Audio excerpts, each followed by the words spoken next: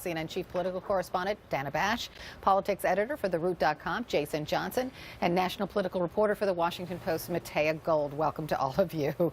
So Dana, let's talk unity, because you know we have to talk unity these days. Trump will actually talk to a Democratic lawmaker about a cabinet position. So is that an olive branch? Well, one man's olive branch is another man's mischief making, because sure, it has been the tradition to have I guess since George W. Bush and maybe even before, to have a Democrat in the cabinet.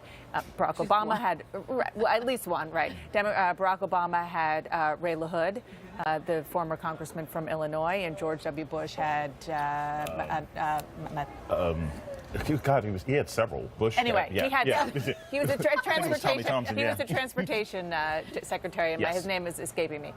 Regardless, it is the tradition. So we should see a Democrat in the Trump administration. However, going after a Democrat from the reddest of red states, Heidi Heitkamp is from North Dakota, is also about trying to take away a Democratic seat in the Senate, where every single seat counts. It won't make for a majority or not, or a minority, but every single vote counts when you're trying to get your legislation through. And the bench of Democratic candidates to replace Heidi Heitkamp in the red state is not very big. Okay, but let's give Trump the benefit of the doubt, and that's an olive branch, right? Because he did talk unity at his big rally in Cincinnati.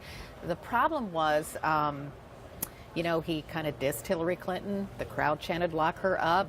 The crowd was mostly white, right? Protesters were thrown out. So was it unifying, Jason? No, I don't believe anything that Donald Trump says about unity. I can see that from the administration that he's picked. I can see that from the policies he's proposed. Let's look at what he said just at the rally. It's like, we're against the hate, this, that, the other.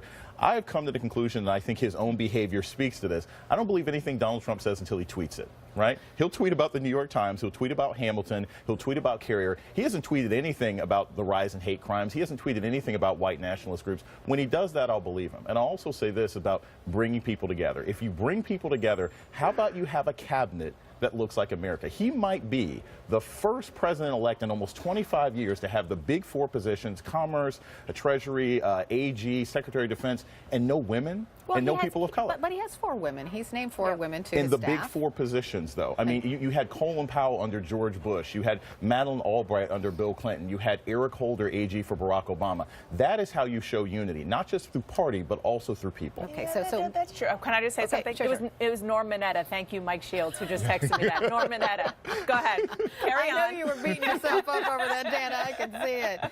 But, you know, Jason, you bring up emotions are still raw through most of the country, right? And you can certainly see that at a Harvard event last night, right? Yeah. So Trump's campaign manager, Kellyanne Conway, was there. Jennifer Palmieri was there, who's Clinton's communications director. They were at a forum to kind of talk about the election and to, you know, to record history for Harvard University. But things turned ugly quickly. Let's listen. If providing a platform for white supremacists makes me a brilliant tactician, I am glad to have lost. I would rather lose than win the way you guys did. Do you think I ran a campaign where white supremacists had a platform? You going to look me in the face and tell me that? It did. Kellyanne really? did. Oh, and that's how you lost? It did. Do you think you could have just had a decent message for the white working class voters?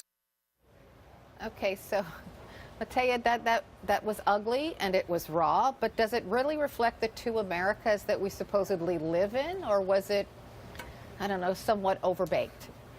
Well, I think a lot of people noted that it actually reflected their Facebook feed. So, you know, I think what it highlighted was how deeply polarized not just the political class in this country is after this election, but voters in general. And you know, there is a lot of anger on both sides. The Clinton people clearly feel that they had an uphill battle, and you heard complaints from them yesterday that the media was against them and that they were really up against a candidate and a campaign that was waging a nasty negative race and harnessing some of the worst impulses of voters. That was something obviously Kellyanne Conway and the Trump folks took real issue with.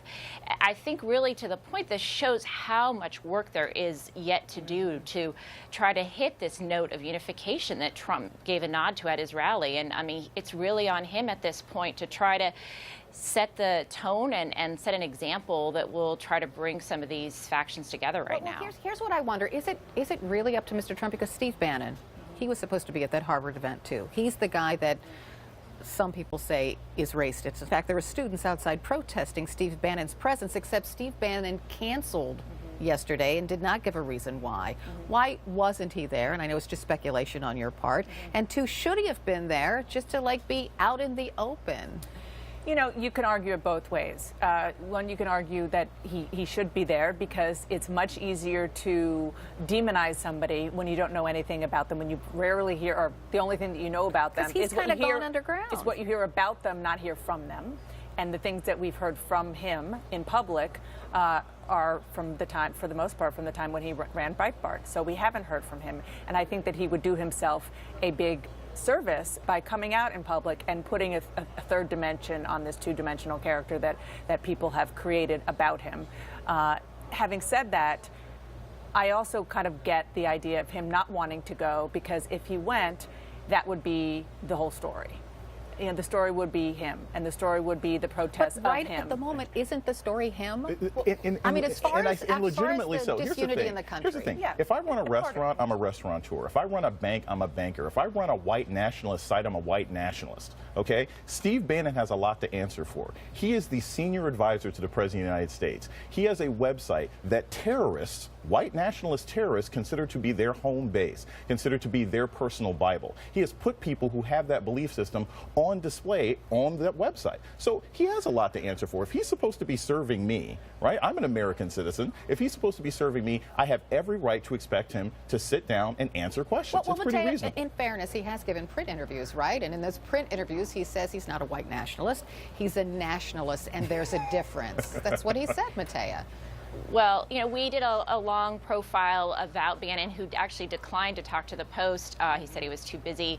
But I think what's interesting, if you look at his remarks over time when he's been pressed about the fact that he called Breitbart a platform for the alt-right, and when he's been pressed about the white nationalists who are attracted to this movement, you know, his answer time and time again was sort of dismissive, that these elements of this movement will wash out, was a term he used once in 2014, that these things sort of fade away over time. So I think there were a lot of questions about how strongly he denounces some of the people who are coming to this discussion with a lot of hate and racism. But I go back to what you said. It does start at the top. It's about Donald Trump, the former candidate, now president-elect, soon to be one of only 45 people who have been in this job. And so he started last night. I think he should get props where, you know, where he can. He did denounce hate speech He denounced hate speech. He didn't do it on his Twitter feed. He read a teleprompter. I'm totally with you. I can feel you over here. Yeah. I get it. I get it. It would be a very different thing if he used the impulses that he uses constantly on Twitter to do that on Twitter. Baby steps, though. He started it last night. Let's see where else he goes. Baby steps. And he's at a rally with his core supporters. I don't believe him. Look, here's the thing. I don't give presidents credit for doing their job, right? It was Barack Obama's job when he got elected to bring people together. It was George Bush's job when he got elected to bring people together. And I'll say this very quickly about Donald Trump and the expectations. So, for example, like Carrier, I think it's great that he kept those jobs there. But if Donald Trump really wants to fulfill his campaign promises, why doesn't he bring back all the manufacturing jobs from his own companies abroad? Okay, that'll also end all these conflicts of interest. That's what I want to see. I want to see a president who fulfills the promises that he made, and that is in his power. So rather than bullying a local company and Carrier and having the taxpayers of Indiana pay for it, bring back your own businesses, and then you'll make America great. All right, I have to leave it there. Dana Bash, Jason Johnson, Matea Gold, thanks so much. Still to come.